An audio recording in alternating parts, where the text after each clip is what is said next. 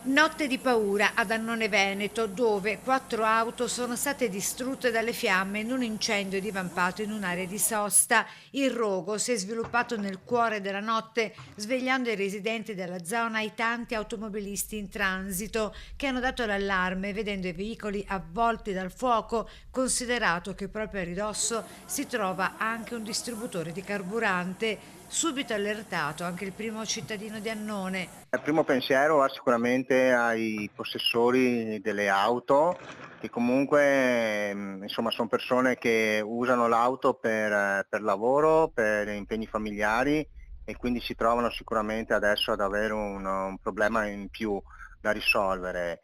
E poi insomma certo non fa piacere che succedano questi episodi, soprattutto nel paese dove appunto si sta amministrando. I proprietari delle auto andate letteralmente distrutte sono due residenti di Annone Veneto e due cittadini di origine rumena di etnia Rom. Sul posto intervenuti i vigili del fuoco di Motta, Portogruaro e San Vito che hanno domato l'incendio e messo in sicurezza l'area, evitando che le fiamme potessero propagarsi ad altri mezzi.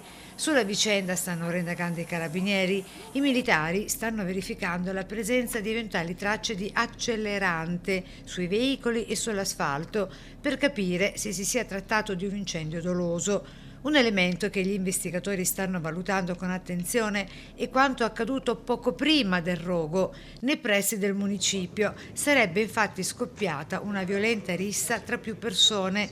Gli inquirenti stanno cercando di capire se tra i due episodi possa esserci un collegamento e se le auto possano essere state date intenzionalmente alle fiamme come possibile ritorsione. Comunque anche nel municipio nella piazza ci sono delle telecamere per cui se le forze dell'ordine dovessero aver necessità, tramite gli uffici c'è la possibilità di accedere anche a questi video. Al momento nessuna pista viene esclusa mentre proseguono gli accertamenti.